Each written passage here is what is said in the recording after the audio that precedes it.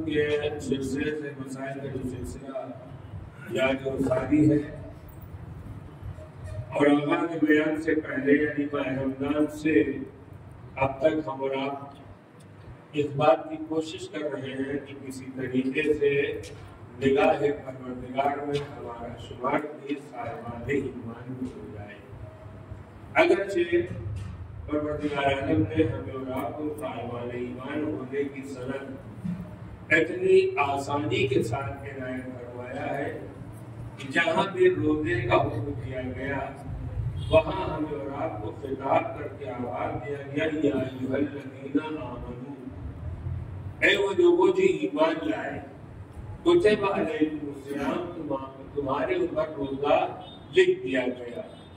और रोजा करना तुम्हारे ऊपर नहीं लिखा गया बल्कि वो कौमें जो तुमसे पहले गुजर चुकी है रोजा उनके ऊपर भी वाजिब करार दिया गया। क्यों वाजिब करार दिया गया? ताकि शायद इस रोजे के जरिए मुत्तकी और परहेजगार बन जाओ। बात को आज एक नए मौजूद की तरफ छेड़ना चाहता हूँ और बहरहाल हम सबको इन बातों के ऊपर तवज्जो करना चाहिए।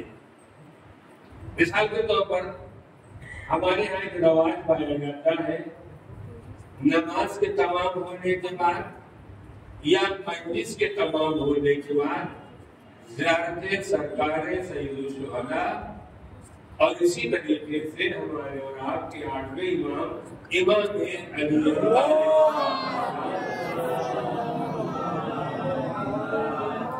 की ज़ियारत का सिलसिला पाया जाता है। पहली बात, ज़ियारत तन्हा उंगली उठा करके रुक कर लेने का नाम नहीं है। जो आमतौर से हमारे यहाँ जब मजलिस की बात या नमाज के बाद ज़ियारत का सिलसिला शुरू होता है तो एक आदमी कोई भी हो वो ज़ियारत पढ़ता, बाकी लोग खाली उंगली उठाए, बिल्कुल वही अंदाज में जैसे बचपने में बच्चे जो गोली मारते हैं, ऐसे किया उनका गोली मार देंगे। हमारा और आपका इरादा खुदा न खास्ता साकम बदहन ये हो ही नहीं सकता। ये उंगली क्यों उठाई जा रही है? उंगली उठाने का हदफ और मकसद ये होता है कि हम ये निशानदेही करना चाहते हैं कि गोया कब्र मुतहर सरकार सय्यदुल शुहदा हजरत इमाम हुसैन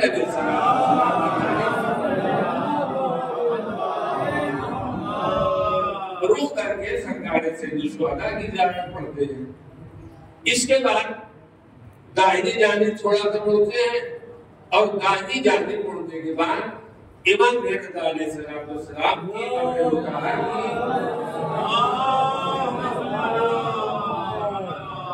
ज़ियारत पढ़ी जाती है। यहाँ पर दो बातें काबिल तवज्जो है।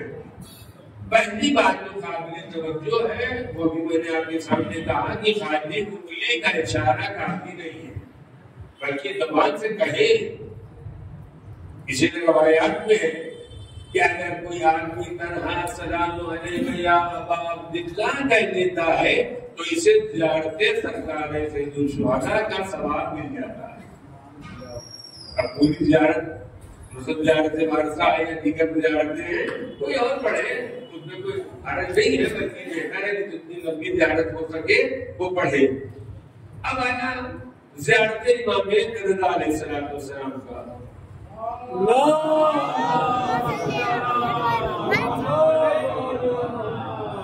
आम हालात में हमसे और आपसे अगर कोई आदमी पूछे ये बताइए इन 12 इमामों में सबसे ज्यादा किसकी ज़ियारत में सवाब है?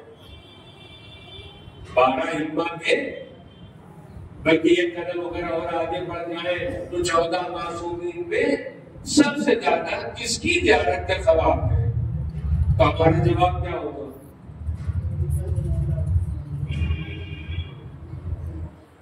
सुबह शाम पढ़ते भैया इमाम हुसैन अलैहिस्सलाम हर आदमी की जबान पर बेसाख्ता निकलता है कि जितना सवाब सरकार सैयदुश्शुहदा इमाम हुसैन अलैहिस्सलाम की ज़ियारत में है उतना किसी और की ज़ियारत में नहीं है। लेकिन अज़ीज़ान मोहतरम, अगर हम और आप थोड़ा सा इन ज़ियारतों की किताबों की तरफ तवज्जो करें तो हमें अंदाजा होगा जितना सवाब इमाम रज़ा अलैहिस्सलाम की ज़ियारत में है उतना सवाब सरकार सैयदुश्शुहदा की ज़ियारत में नहीं है। अब बहुत सारे लोग क्योंकि मजलिस की इजाजत नहीं देता, वरना नमाज़ पढ़ने के बाद मौका बहुत अच्छा है, ये कैसे कह दिया आपने? हम तो बचपने से सुनते चले आ रहे हैं। आप बचपने से क्या सुनते चले आ रहे हैं उसकी जिम्मेदारी हमारी नहीं है। हमारी जिम्मेदारी ये है कि हम सही बातों की तरफ आप के दिलों को मुतवज्जे करें। आप रवायात मासूमीन उठा करके देखें, खुद मफातिहुल जिनान हमारे यहाँ पर मौजूद है, उर्दू में भी मौजूद है, अंग्रेजी में भी मौजूद है, हिंदी में भी मौजूद है। उठाकर देखें तो आपको पता चलेगा कितना सवाब इमाम रज़ा की ज़ियारत के वास्ते है। और शायद यही वजह है कि दौरे कदीम में हर ज़ियारत करने वाला सरकार इमाम रज़ा अलैहिस्सलाम की ज़ियारत के वास्ते कोशिश करता था कि कैसे इमाम रज़ा की ज़ियारत को पहुंच जाए। ये बात हो गई। दूसरी बात जो हमारे बच्चों और नौजवानों से है, क्योंकि हम लोग उस उम्र से आगे निकल चुके हैं, थोड़ा सा मैं अपने बच्चों और नौजवानों को गुजारिश करना चाहता हूँ, आपकी तालीमी दौर में कहीं न कहीं ग्लोबल कहते ना, गुल होता है,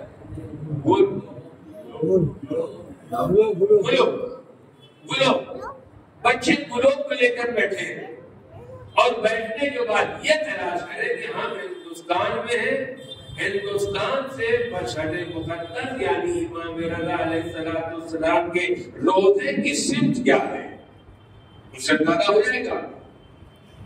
अगर आप अंदाजा लगाएं और आप पता लगाएं तो हमें पता चलेगा हिंदुस्तान में बैठने वाला अगर सिमत को तलाश करेगा तो तकरीबन मक्का मुकर्रमा और करबला मुअल्ला की सिमत एक है। हम काबे के रुख करके नमाज पढ़ते हैं और इसी रुख पर जो है वो इमाम हुसैन अलैहिस्सलाम को ज़ियारत करते हैं। क्या वजह है? इसी रुख पर जब आप किसी जानकार से तलाश करेंगे, पूछेंगे तो उसका सीधा जवाब ये होगा कि आपने गुलूब में तलाश किया और तलाश करने के बाद पता चला कि जिस सिमत में मक्का मुकर्रमा है उसी सिमत में करबला मुअल्ला है, लिहाजा दोनों का रुख एक है, लिहाजा एक रुख पर ज़ियारत पढ़ने में कोई मुदाखला कोई हरज नहीं है। लेकिन जब इसी गुलूब में आप ईरान या इमाम रज़ा का रौज़ा मस्जिद मुक़द्दस तलाश करेंगे तो आपको थोड़ा सा दाहिनी जानिब मुड़ना पड़ेगा। बताया गया कि थोड़ा सा दाहिने मुड़िए, हम बिल्कुल उत्तर दक्षिण चले जाते हैं। अगर आप वो लोग उठा कर के देंगे तो शायद पता चलेगा कि इमाम रज़ा की ज़ियारत के वास्ते हम लोग कभी चाइना चले जाते हैं, कभी रशिया चले जाते हैं। सिंध में भी हम उतना ध्यान नहीं दे पाते। खाली हमने देखा कि सबको पता भी नहीं है, हमने देखा है कि आदमी दाहिने मुड़ गया, हम भी मुड़ गए, वो बाएं मुड़ गया, हम भी मुड़ गए, क्या हो रहा मुझे पता नहीं। इसलिए अगर पढ़ने की आदत होती तो कभी हमें जुस्तजू और तलाश करने की फिक्र होती। आया हम उंगली उठाए उधर खड़े हैं तो आया उधर इमाम रज़ा है भी या नहीं। लिहाजा हमारी जिम्मेदारी है कि हम इन बातों पर तवज्जो करें। देखा जो है वो हमारे अंजाम में दिया जाए। अगर सही मानों में हम कब्र मुताहर इमाम रज़ा की जानिब रुख करके ज़ियारत पढ़ेंगे तो शायद हमको सवाब कुछ और ज्यादा मिल जाए। वरना अगर हम दाहिने बाएं मुड़ गए और इधर उधर हो करके इमाम रज़ा की ज़ियारत पढ़ लिया तो अगर इमाम रज़ा पलट करके पूछे किसकी ज़ियारत पढ़ रहे, हम तो यहाँ अब तो पढ़ रहे उधर, ये दोनों रुख का ज़ियारत और आपस में वेद नहीं करता। लिहाजा बेहतर ये है कि हम थोड़ा सा खुद भी ज़हमत करें ताकि हमको पता लगे। अभी हमें बाबा साहब कहेंगे आप अगर आप गुलूब ला सकते हो तो ये आइए ताकि एक मरहला आसानी के साथ तय हो जाए। एक सलवार।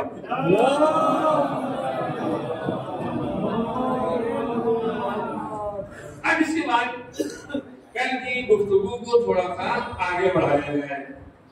कल की गुफ्तगू में मैंने आपके सामने गुजारिश किया था कि माह रमजान के तमाम होते होते, जिसको हम आप चांद रात कहते हैं, 29 तारीख का सूरज डूबने से रुकते के जाने के बाद, डूब जाने के बाद हमारे ऊपर उर्फ आम में दो फरीदा है।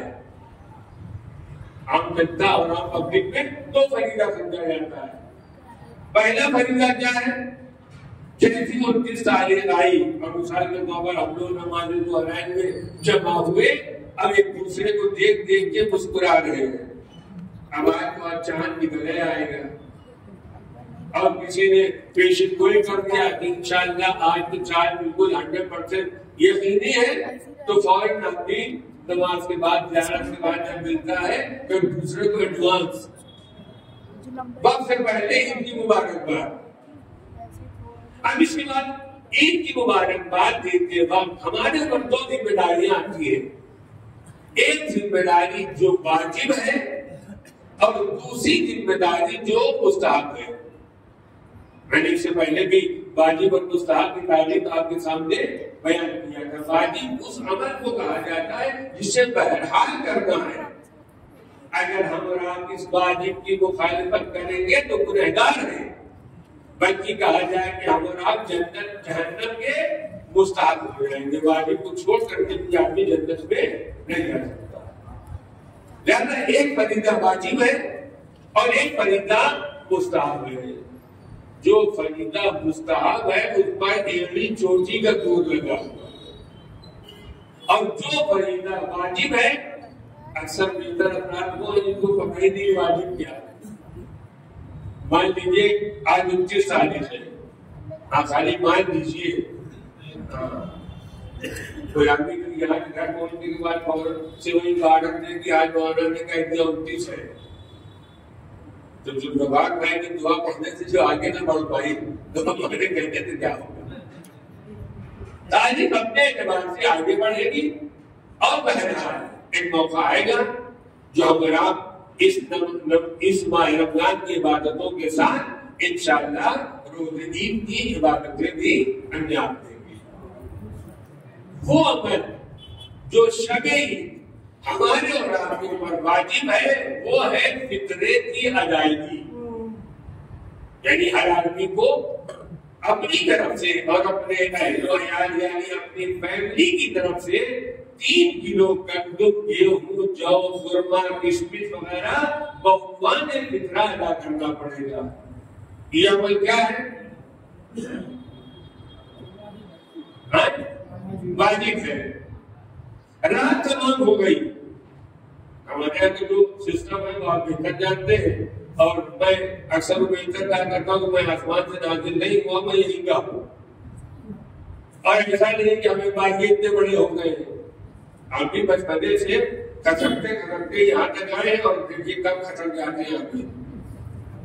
हमें अपने शहर का दस्तूर मालूम है, नमाज पढ़ी, नमाज पढ़ने के बाद सबसे मिले, गले मिले, अब क्या किया जाए, अब चलो घंटा कर सकते हैं, क्या लेना कुछ नहीं है, थोड़ा भीड़ भाड़ देखा जाए, कौन सामान कितने में बिक रहा है, कितना महंगा है, कितना सस्ता है, वगैरह वगैरह, ये सारे काम। और सारे काम का पैसा हमारे पास है। बहुत सारे अफराद खासतौर से हमारे बच्चे और नौजवान कुछ काम बचा कर रखते हैं शबे ईद के वास्ते। आपको पता है कि ईद आने वाली है, कपड़ा हमको बनवाना है, आज से कपड़ा खरीद लीजिए, बल्कि हम कोई खरीद भी लेते तो कोई फायदा नहीं है, इसे वो सिलने वाला तो है नहीं। हाँ, एक फायदा हो सकता है, अगर सफेद कुर्ते पैजामे का कपड़ा खरीद ले और कुर्ता पैजामा न बन पाए तो आगे कफन में काम आ जाए, लेकिन कपड़ा नहीं बन सकता है। मालूम पहले सिलवा लीजिए। मैं 10 माह रमजान को गया, के बाद कपड़ा लेकर उन्होंने बहुत देर कर दिया, तो हमने हाथ काम करे कल ईद के बाद मिलेगा, चलो देखा जाए। सारा काम हम पहले से अंजाम दे देते हैं, सारे काम के वास्ते हमारे पास पैसा है, लेकिन जब जूता खरीद के वापस आए तो किसी ने कहा भैया आपके ऊपर फितरा भी जो वाजिब है, मेरा फितरा क्या वाजिब है, जितना पैसा था जूते वाले को दिया है। तो इंसान से बताए अल्लाह रोज़ क़यामत हमें जूते का सवाब देगा या फितरे का? जिस रात हमने पैसा लगाया, अगर हमने पैसा फितरे के राह में लगाया होता तो अल्लाह फितरे का सवाब देगा, पैसा जूते के राह में लगा दिया अल्लाह जूते का सवाब देगा। अल्लाह हम सबको अज़ाब आखिरत से महफूज रखे। वरना कह देना कि जूता और चप्पल इसका सवाब बहुत आसान काम है। हमारा अल्लाह की बारगाह में तन्हा सवाल जवाब के मरहले में अगर अल्लाह खड़ा करते तो खड़े होने के लायक करे। बेटा ये फरीदा हमारे ऊपर हो गया वाजिब, जिसके बाद में हमारे पास न पैसा है, न इस्तेदाद है, न सलाहियत है, लिहाजा अरे देखा जाएगा, देखा क्या जाएगा। वो तो इसमें ही हाल होता है जैसे जब लड़ाई झगड़ा होता है तो दूसरा आदमी उनको काम देता है, बात तो देखा जाएगा। अरे अगर वो आपके कहने से मार देगा तो सजा उसको मिलेगी, देखे जाए वाले को मिलेगी। जिसने मारा है उसको सजा मिलेगी, उसको जेल में जाना पड़ेगा। जैसे मारपीट किया वैसे उसको सजा मिलेगी। ये अमल है वाजिब, जिसकी आमतौर से तवज्जो नहीं की जाती। अब इसके बाद रात में 2 बजे तक सिविल लाइन और कटरा घंटा गाना चौक और नखान कोना टहल के आए और आने के बाद अब घर में आने के बाद कहने देखिए अम्मा सरकार ने वो 9:30 बजे मस्जिद में नमाज ईद का ऐलान है, 8:30 बजे उठा दीजिएगा। क्या है? अरे नहीं पता आपको, रोज़े ईद है, हमें रोज़े ईद नमाज ईद पढ़ना है। इस बेचारे को ये भी नहीं पता कि नमाज ईद 9:30 बजे है, नमाज सुबह 5 बजे है। नमाज ईद का अदा करना मुस्तहब है, नमाज सुबह का अदा करना वाजिब है। अब अगर कोई आदमी वाजिब को छोड़ करके मुस्तहब के पीछे पीछे दौड़े तो क्या सवाब मिलेगा? नहीं मिलेगा, हरगिज़ नहीं मिलेगा। अब नमाज ईद के बाद भागे चले आ रहे हैं, जब भाग अच्छा होगा कि गलियों में कहीं जाम लगा हुआ था और सही टाइम नहीं पहुंच पाए, मालूम जमात लग गई और एक रकात हो गई और खुद नहीं पहुंच पाए। अब दौड़े दौड़े आए वहां नमाज तो हमारी अदा नहीं हुई, क्या दूसरी जमात होगी? वहां भी अड़ियल जाएंगे थे। अब वक्त जो नमाज का टाइम था तब तो नहीं आया, अब तुम्हारे पास दूसरी पढ़ा दे, क्या पढ़ा दे? जब किताब ले जाके घर में पढ़ लो। अगर कोई शरीफ रहा तो शरीफ लहजे में गुफ्तगू करेगा, और अगर कोई वैसा रहा तो कहेगा अच्छा निकलिए फिर आप देख लेते हैं, या आप नमाज इधर पढ़िएगा या फिर नमाज जनाजा होगी। ये नमाज वाजिब नहीं है जिस पर हम इतना जोर लगाए पड़े हैं कि नहीं हो जाए, एक रकात एक में हो जाए, दूसरी में हो जाए, कैसे भी हो जाए। ये नमाज वाजिब नहीं है। दौरे इमाम में नमाज ईद मुस्तहब है। आज के जमाने में जब इंशाअल्लाह कभी इमाम ज़माना का ज़ुहूर होगा और इमाम नमाज ईद के इत्तला फरमाएंगे तो हम नमाज ईद को बौद्वान वाजिब पढ़ेंगे।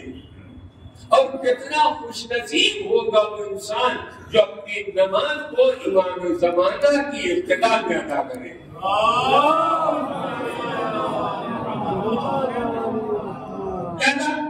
ये 2 अमल हमारे ऊपर है, एक अमल मुस्तहब है और एक अमल वाजिब है। फितरा हमारे ऊपर वाजिब है। अब फितरा की तफसील से गुफ्तगू कल किया है, अभी एक पूछ रहे हैं भाई सरफराज साहब ने मुतवज्जह किया, ये नहीं बताया आपने, अगर कभी बता दिए होते तभी थोड़ा और लंबा हो जाता, क्या करता है। पर मुतवज्जह किया है, मैं कोशिश करूंगा कि इसको भी निपटा दिया जाए। लिहाजा फितरा हमारे ऊपर वाजिब है। एक आदमी का अगर कीमत के एतबार से देखा जाए तो कम से कम 120 रुपए अदा करना पड़ेगा। और अगर कोई आदमी झिक करे कि हमारा गेहूं जितना है और हमारा आटा तो ऐसा है, हम तो बनाने खाते हैं, हम तो बिकाने खाते हैं, तो ऐसी सूरत इस आदमी को गेहूं देना पड़ेगा, बहस करने की जरूरत नहीं है। वरना आम हालात में आज के जमाने में चाहे आप गेहूं खरीदे कि आटा खरीदे तकरीबन 40 रुपए किलो मिल रहा है। लिहाजा 40 रुपए किलो के एतबार से 3 किलो का मतलब 120 रुपए। जितने भी बराबर होंगे उसको उतने से जरब कर दीजिए। 5 आदमी है तो तकरीबन 600 रुपए। 501 20 तो 5 नोट 100 रुपए, तकरीबन 600 रुपए आपको बहुवारी फितरा अदा करना। अब एक गुफ्तगू जगह सरदार साहब ने याद दहानी फरमाया था वो ये है, जो ये कहा जाता है कि हम तो सादात किराम हैं, लिहाजा सदका हमारे ऊपर हराम है। सदका हमारे ऊपर हराम है। अभी फितरा क्या है? सदका ही तो है। लिहाजा सदका हमारे ऊपर हराम है। मजहब ने बरकरार दिया, इसीलिए हमने कहा है सैयद का फितरा सिर्फ सैयद को और गैर सैयद को दिया जा सकता है। सैयद का फितरा दोनों को दिया जा सकता है, बशर्ते कि मुस्तहब हो और माल का सही इस्तेमाल करने वाला हो। अब कोई आदमी जुआड़ी, गंजेड़ी, शराबी, आगे पीछे सैयद भी लगा हुआ है, रिज्वी भी लगा हुआ है, डबल नकदी रिज्वी सब लगा दिया, और उसके बाद फटा पुराना कपड़ा पहन के मस्जिद में आ गए, जैसे लोग यादगार जाते फीस माफ कराने। यादगार तो हो सकता है फीस माफ हो जाए, अल्लाह की बारगाह में फीस माफ होने वाली नहीं है। लिहाजा अगर वाक़ई मुस्तहब है और ये पैसा पाने के बाद किसी कार्य हराम में खर्च नहीं करता है तो इसको फितरे की रकम दी जाए, इसे फितरे की रकम दी जा सकती। सैयद का फितरा आप चाहे सादात को दे दें चाहे गैर सादात को दे दें, लेकिन गैर सैयद का फितरा सिर्फ गैर सादात ही में शर्त होगा, ये सादात किराम को नहीं दिया जा सकता। अब एक सवाल और आता है, कोई आदमी सदका निकालता है, हमारे सदके के उन्वानात भी अलग अलग है। एक मुसाफिर है जो जा रहा है, मिसाल के तौर पर अपने गांव ईद करने के बाद 25 तारीख हो गई है, दरमियान में छुट्टी भी हो रही है, लिहाजा मैंने सोचा कि ईद गांव करके चले जाए। जहां रह रहा था, चाहे वो अपने घर में था कि बीवी के घर में था कि कहीं के घर में था, अब जाने लगा ये अपने वतन, कहीं रुक जाओ तो सदका को निकाल दे। हमारे यहाँ सदके के वास्ते शर्त लगाई जाती है कि जब तक 7 चक्कर फिरा न दिया जाए तब तक सदका मुकम्मल नहीं होता। अगर आप लोगों ने बहुत सारे काजी जिन्होंने हमारे साथ साहबा को देखा है, उनका फितरा सदका तब तक मुकम्मल नहीं होता था जब तक कि नाम लेके मैं फला इब्ने फला का सदका उठाती हूँ, 1 और 2 और 3 और 4 और 7। अब ये सदका किसको दिया जाए? ये सदका किसे दिया जाए? अगर से निकालने वाला सादात है, किसे दिया जाए? सरकार फरमाते थे ये सदका किसी शरीफ आदमी को नहीं दिया जा सकता। तो नहीं दिया जा सकता इसलिए कि आपने 7 चक्कर लगा करके इस पैसे की वैल्यू को गिरा दिया।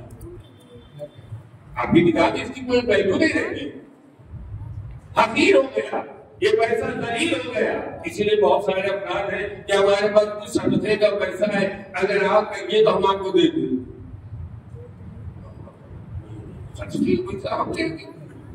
नहीं किसी और को दे दीजिए। ऐसे ही कोई पैसा धारे हो तो हमको दे दीजिए, ये वाले सदके का पैसा हम ले लेंगे। ज्यादा सदके के वास्ते 7 चक्कर लगाना भी कोई जरूरी नहीं है। इससे पहले भी मैंने किसी मौके पर गुजारिश किया था, अगर ये शर्त होती कि सदका मसलन मरीज को छुलाना जरूरी है, 7 चक्कर लगाना जरूरी है, तो ऐसे मौके पर सदका तभी वाजिब होता जब मरीज हमारे दस्तरस में होता। अभी हम बात कर लिए बैठे हुए कहीं से मुंबई में फोन आ गया, आप जो अभी में आ रहे थे उनके ऊपर हार्ट अटैक पड़ा है, आप अल्लाह उनकी दुआ करें, उनकी सलामती के बाद से और सदका निकाल दे। पहले घबराइए नहीं, मैं अभी 1 घंटे में पहुंच जाऊं। 1 घंटे में पहुंचे थे ना, पैसे वाले अभी बुक करते हैं टिकट और टिकट बुक करा के हम मुंबई पहुंच जाते हैं। मुंबई का टिकट कितने का है? मुंबई का टिकट आम हालात में 5,000 रुपए का है। कितना निकालने जा रहे हैं? 10 रुपया। 10 रुपया सदका निकालेंगे, 5,000 रुपया किराया खर्च करेंगे। इससे बेहतर ये है कि आप न सदका निकालें न जहमत करें, यही 5,000 रुपया जो आपका रिश्तेदार वहां है उसको भेज दीजिए ताकि अपने मरीज का वो इलाज करा दे। यही सदका हो जाएगा, यही सदका हो जाएगा।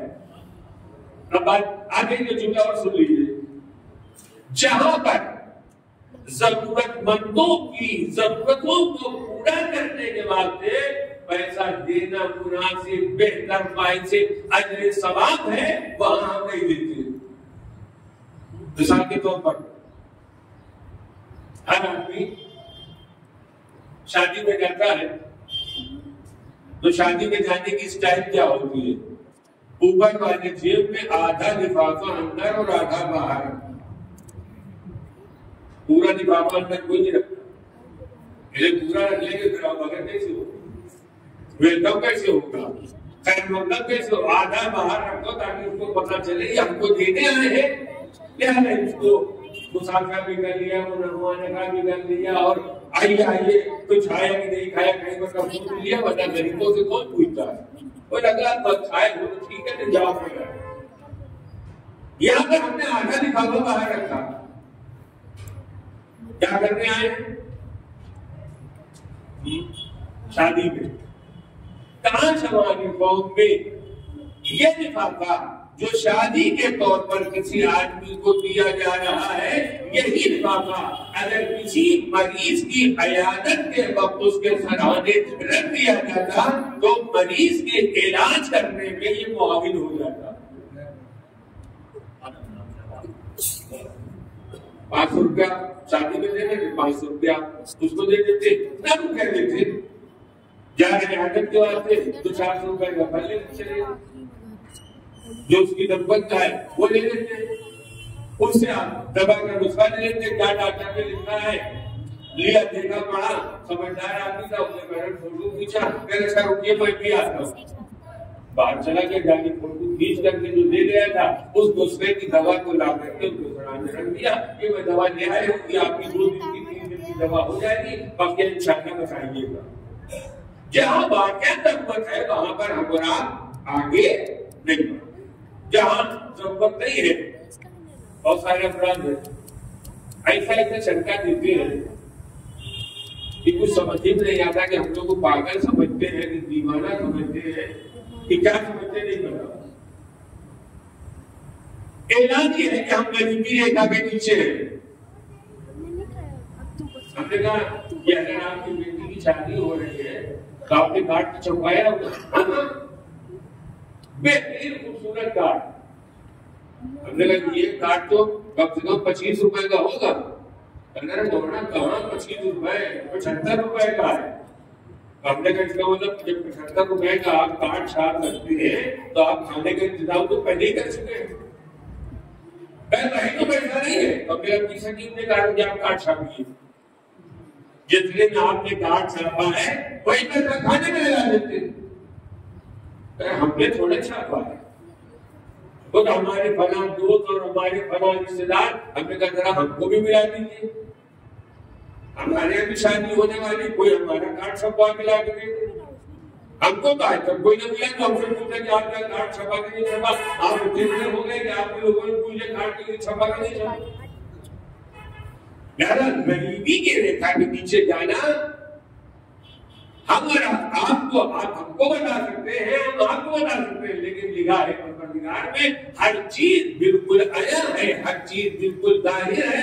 अल्लाह को नऊजुबिल्लाह कोई आदमी धोखा नहीं दे सकता है। लिहाजा हर आदमी ईमानदारी के साथ अपने अपने आमाल का फैसला हम और आप खुद करें।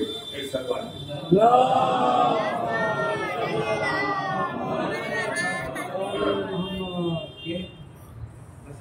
हमारा या किसी का पैसा गिर जाता है और जब वो पीछे में कहते अगर जान तो मार सकता है, तो हमने कह दिया सकता अगर उससे गिर गया तो पैसा किस काम का होगा? उसको मिल जाएगा। पैसा कभी काम पर छोड़ो, तो पैसा के अगर पैसे की अगर अहमियत को घटाना है तो मोदी जी को फिर बुलाना पड़ेगा। बाद में कहे कि 500 की नोट जो थी काबिल एतबार वो अब नहीं है, तो बेकार हो गई। लेकिन नोट तो नोट है। वो सत्ता हो गया, तुम्हारा है, तुमने कैसे कहा था? जिसने कहा था कि हमें जब नहीं मिलेंगे लिहाजा सबका है, सबका हो नहीं है।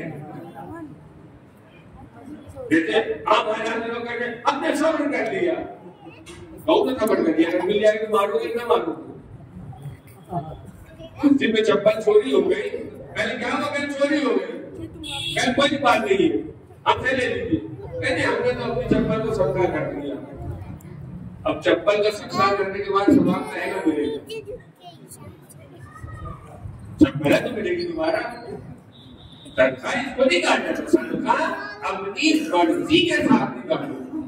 यहाँ मजबूरी है, आपके हाथ से निकल गया, पैसा गिर गया, तो आप इसको बता दें सदका निकाल दिया। इसे सदका नहीं कहा जाता है, इसको अपने दिल की मक्कारी का नाम है। हाँ, ये अपने दिल को बहलाना है, सदका नहीं। चल अगली बात, अभी मैंने आपके सामने गुजारिश किया कि फितरा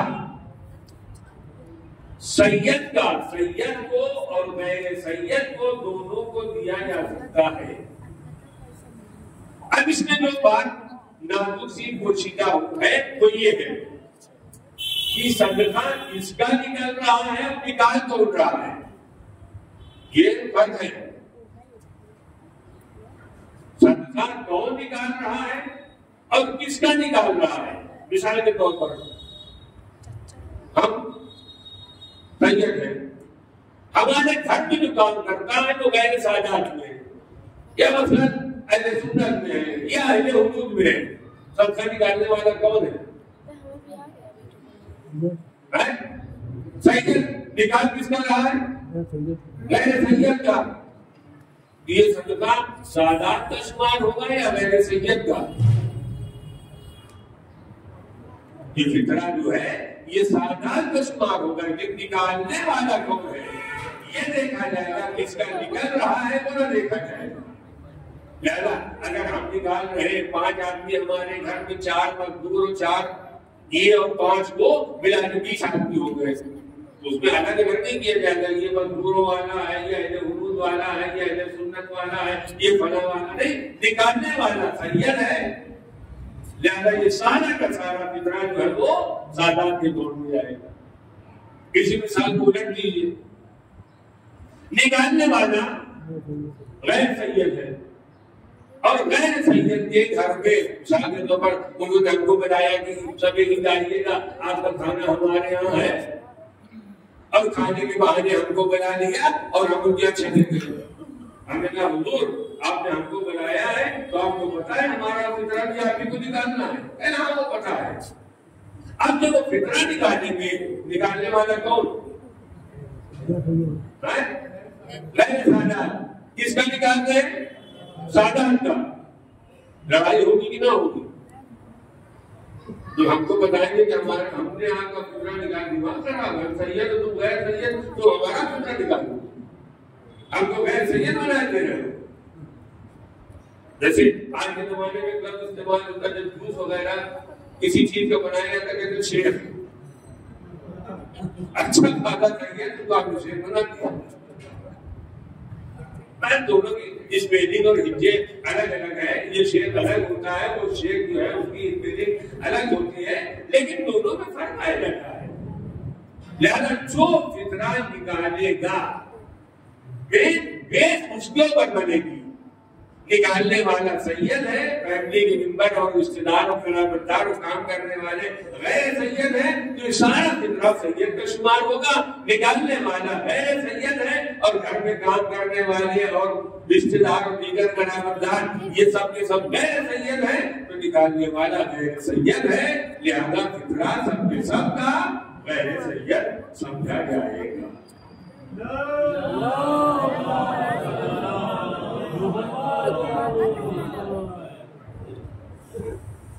एक बात और, अगर कोई आदमी माने फितरा को अलग कर दे, सभी फितरा माने पर राजी हो गया, हमने कहा ऐसा है कि फितरा निकाल दो, अब सभी कौन जाएगा मुस्ताहब होने के बाद, अगर कहीं लेना होना होता तो जरूर जाए, लेकिन देना पहुंचाना है ज्यादा रखा है तो दे दिया जाएगा। इसीलिए आप देखें कि साल भर फितरा आता है, अरे मौलाना हमने निकाल करके कागज के नीचे छुपा दिया था, आज अलमारी की और हाजिर कर रहे थे और उसको बना रहे थे, संभाल रहे थे, देखा के लिए अलग किया हुआ पैसा रख दे और वो तलफ हो जाए, जाया हो जाए, बर्बाद हो जाए, चोरी हो जाए और वो मुस्तहक तक पहुंच न सके, तो ऐसी सूरत में इसकी हिफाजत की कोताही किया है तो जिम्मेदार खाली जेब बदल देने के नाम फितरा पहुंचाना नहीं है। अभी कल एक साहब तो मस्जिद से निकल जाते, एक साहब ने कहा हमने तो अभी से अपने घर के 8 आदमी का फितरा निकाल दिया, तो हमने पीछे से कहा तय किया होगा, एक जेब से निकाल के दूसरे जेब में रख दिया, इसको फितरा की अदायगी नहीं कहा जाता। फितरे की अदायगी का मतलब होता है कि मुस्तहक तक पहुंचाया जाए। आखिरी बात और समान और बात को कवर कर, अगर फितरा देने वाले के अपने इलाके में मुस्तहक मिल जाए तो ऐसी बातें बाकी की है कि दूसरी जगह न ले जाए।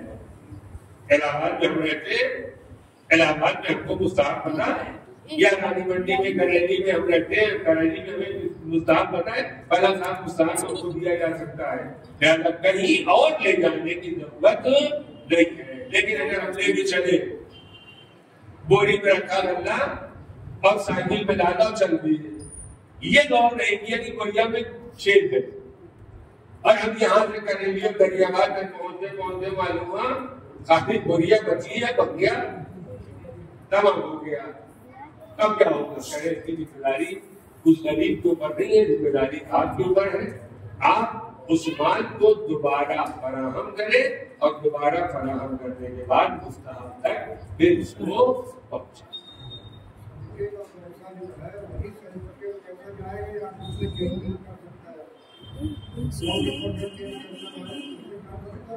देखिए ये सारी बातें अखली है।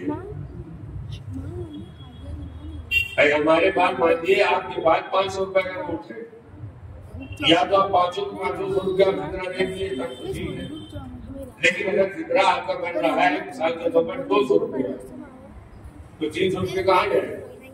आपको तो फितरा चेंज कराना ही पड़ेगा। क्या फर्क भरिए, अब लड़का रहता है, आपकी लड़की रहती है दुबई में, वहां तुमने कहा हमारा फितरा निकला है, हम आपको ट्रांसफर कर रहे हैं, तो क्या कहेंगे? जो दिरहम निकला वही ट्रांसफर करो, तो बड़े तो क्या कहेंगे? जब तक हम वहां से तब तक तो आप ठीक थे, अब यहाँ से ट्रांसफर करने में वहां की रकम यहाँ तो नहीं है, कहीं ना कहीं ट्रांसफर होगा। दादा ये बात अखिल तौर पर समझ में नहीं आती कि आपको पैसा छुड़ाने की इजाजत नहीं है, बिल्कुल इजाजत है। आप सब में हर जगह शरीयत में अपना निजाम और अपना कानून बनाने से पहले अक्ल को सबसे ऊपर रखा है। अपना फैसला क्या कहता है वो आपको देखना पड़ेगा।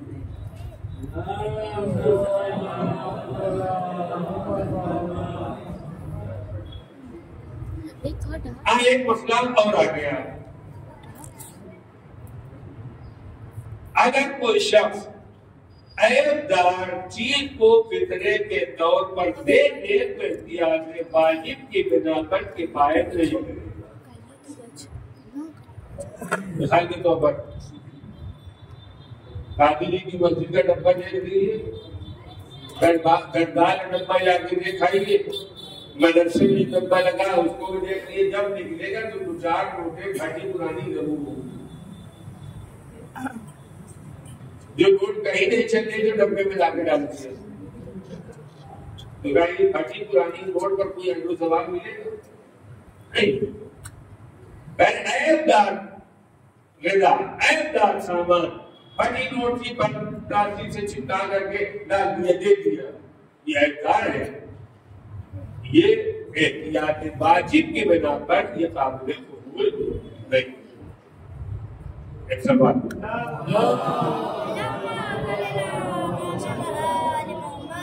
और कोई बात तो बताइए, लेकिन धीरे धीरे टाइम खत्म हो रहा था। ज्ञान में कल एक दिन बचा है, इंशाअल्लाह परसों रमजान दोहरान के बाद बच्चों का जो मुसाबका यहाँ पर होने वाला है उसमें बच्चों को इनाम दिया जाएगा, उनकी हौसला अफजाई की जाएगी। लिहाजा आप अपने बच्चों को भी पकड़ के रखते। हम रोजाना देखा करते हैं, खाली यही नहीं देखते हैं, ये भी देखा करते हैं कि बच्चे नमाज में आते हैं और यही से ही मौलाना ने अस्सलाम वालेकुम व रहमतुल्लाह कहा, जरूरी काम से बाहर निकलते हैं। जरूरी काम क्या काम है वो भी जानते हैं और हम लोग भी जानते हैं। वो निकलते बाहर, जैसी आवाज कानों में टकराई, मौलाना ने कहा वैसे ही वो धीरे धीरे एक एक करके दाखिल होना शुरू हो गए। अगर हम अपने बच्चों को पकड़े रहे, अपने साथ रखे, अपने साथ ले आए, अपने साथ ले जाए, तो शायद इसी बहाने बच्चों की मालूमात में कुछ न कुछ इजाफा हो जाए, वरना जिनका वक्त पार हो गया। अब हम लोग तो उस लाइन में आ गए कि पहली सब के बाद आगे बढ़ने वाले, पीछे तो जाने वाले नहीं, तो कब आगे बढ़ना नहीं पता। यानी जो आगे आने वाले हैं उनको आगे आने के वास्ते आमादा करना पड़ेगा, तैयार करना पड़ेगा, उनको बुजुर्गों के साथ बात करने का तरीका बताना पड़ेगा, उनको मस्जिद में आने का अंदाज बताना पड़ेगा, उनको हर एक के साथ कैसे बिहार करना चाहिए, कैसे उनके साथ बर्ताव करना चाहिए। अभी हमारे पास मौका है, अब उनको सिखा देंगे तो हमने अपने दीन को अगली नस्लों में मुंतकिल कर दिया। वरना अगर लाके छोड़ दिया, देख लीजिए पीछे आ गया।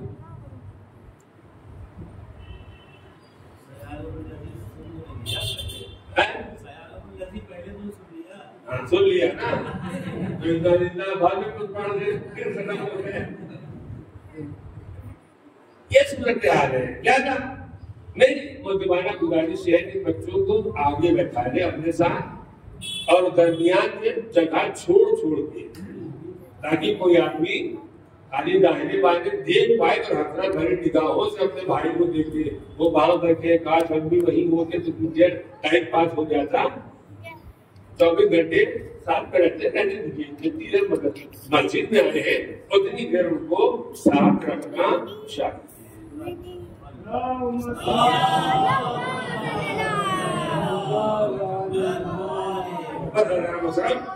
बात को तमाम करते हुए आखिर कलाम में मसाइल के चेक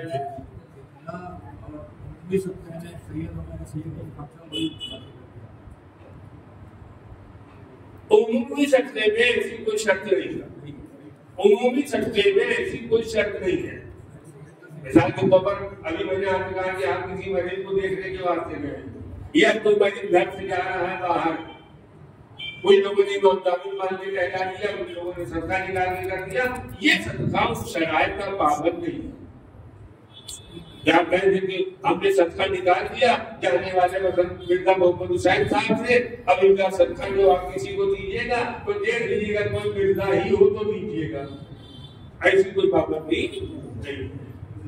सदके की रकम किसी भी कार्य खैर में खर्च की जा सकती है, लेकिन अपने जरूरतों में नहीं।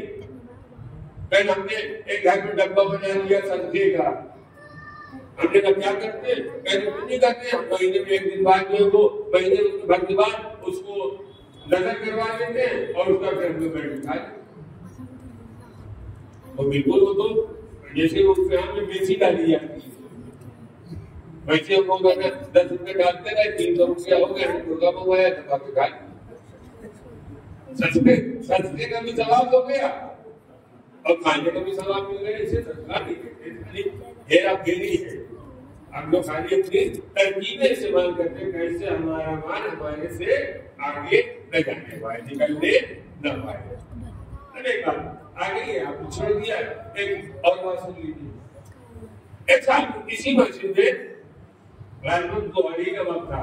दिवाली के पास आए पहले हुजूर हमारे गांव में मस्जिद है आपने देखा होगा देखा कैसी है उनका बहुत हंसता हाल है। कल मैंने सोचा है कि इसको बनवा दिया करें बिल्कुल बढ़िया बनवाइए। नहीं ये पंचांग दिए हुए हैं आपसे सहमान के खर्च करने की इजाजत चाहते हैं। हमने अपना खुद निकाला है सहमान सर्च करने की मस्जिद में अपने घर में मस्जिद में ज्यादा हमको इजाजत देती है। सरकार का वजह पूछा कितना है पहले मान लिए 50,000 रुपया होगा तो क्या 2 लाख तो आपके पास अभी है जब आप 50,000 रुपया आपने खुद निकाला है तो इसका मतलब 2 लाख आपके पास है तो सारी निगाहें माले शरीयत पर क्यों लगी हुई है अपने माल में क्यों नहीं लगाते जो देना है जो आपके पास बचा है उसमें निगाहें करो उसमें से अल्लाह की राह में खर्च करो तो परवरदिगार आलम तुमको इसकी जज़ा भी देगा सवाब भी देगा। अल्लाह माल में इरादा करके देगा सारा माल उसी में खर्च करने की कोई जरूरत। ये सारा मरहला और सारा मसला दीन से मजबूत है। हमारे पास दीन तन्हा हमारी ज़बानों पर है हमारे आदम जवाने में दीन दाखिल नहीं हुआ है। जब हमको जरूरत पड़ती है तो हम मजहब का नाम ले लेते हैं जब जरूरत पड़ती है शरीयत का नाम ले लेते हैं जब जरूरत पड़ती है हम हमारा भी दे देते हैं। हमसे बड़ा इलाके में नमाजी कोई नहीं है हमसे बड़ा रोजेदार कोई नहीं है लेकिन जब दीन की राह में कुछ खर्च करने का मरहला आता है तो हमारे कदम पीछे बढ़ जाते हैं। जबकि हमारा मानने वाले किसके हैं हम और आप मानने वाले हुसैन इब्न अली जिन्होंने दीन की राह में कोई सामान ऐसा नहीं है जिसको दीन की राह में खर्च न किया। इमाम हसन मुस्तफा अलैहिस्सलाम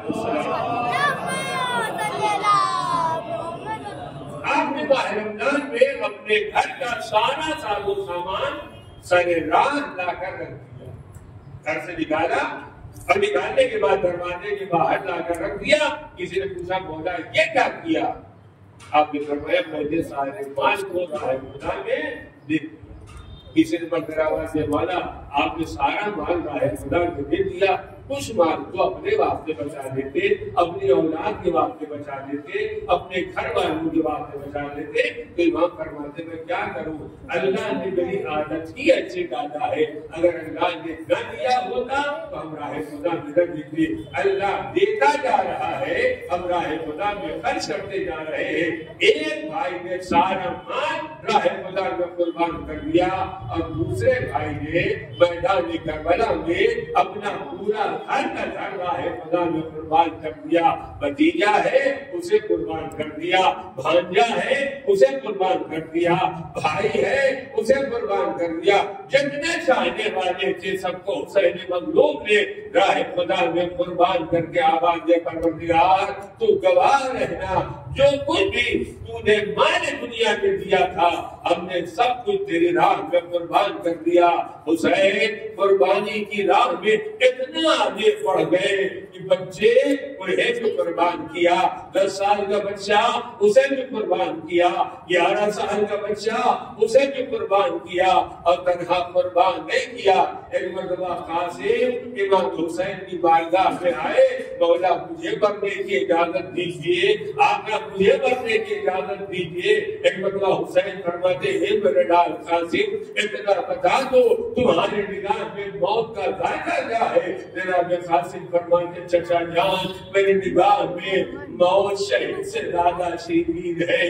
जब ये सनद मिल गई तो हुसैन ने जनाब कासिम को सजाया, सजा के और संवारने के बाद जनाब कासिम को घोड़े पर बिठाया, मक्तले करबला की जानिब रवाना किया। मक्तले करबला में कासिम आए, जंग करते रहे। एक मरतबा जंग करते करते हसन का यतीम उससे दुनिया से जमीन पर आया। आवाज चचा जान मदद को आइए। हुसैन दौड़े, एक तरफ से जनाब अब्बास बढ़े, एक तरफ से इमाम हुसैन बढ़े, और जब तक इमाम हुसैन आगे बढ़ते एक मरतबा जालिम आगे बढ़ा, आगे बढ़ता चला जा रहा है। दरमियान में कासिम का लाशा है जो घोड़ों की सुबह से पामाल हो रहा है। हुसैन पहुंचे, क्या देखा? कासिम का लाशा पामाले सुबह अब्बा हो गया। हुसैन कासिम की मैयत पर बैठ गए। ए बेटा कासिम, तेरा चचा शर्मिंदा है, तेरे सराहने जब पहुंचा तेरी लाश घोड़ों से पामाल हो गई। एक मरतबा हुसैन ने अपनी अबा का दामन बिछा दिया, कासिम के नाच के टुकड़ों को समेटा, अब लेकर के चले दरे खैमा पर आए। ए बहन ज़ैनब, ये मेरे भैया हसन की निशानी है। ए कासिम, अपने कासिम का गिरिया करो, मेरा भतीजा मारा गया, मेरा भतीजा कासिम राहे खुदा में सयालम लदीना ज़लम।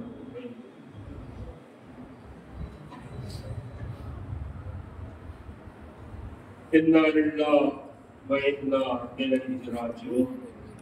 इलाही बिहम्दिल्लाहि व अबीहा व वालिहा व बनीहा। परवरदिगार की मक़सद मोहम्मद का हमारी सबकी अदा को कबूल फरमा, हमारे गुनाह ने सगीरा और कबीरा को माफ फरमा। परवरदिगार हमारी दीनी और दुनियावी हाजतों को पूरा फरमा। महिबान आले मोहम्मद जहाँ कहीं भी है उनके जान माल इज्जत और आबरू की हिफाजत फरमा। परचम इस्लाम को सरबलंदी अता फरमा, परचम कुफ्र और निफाक को सरनगू फरमा। हमारे इमाम ज़माना के ज़ुहूर में ताजीब फरमा, हम सबको उनके आवाज़ और अंसार में शुमार फरमा।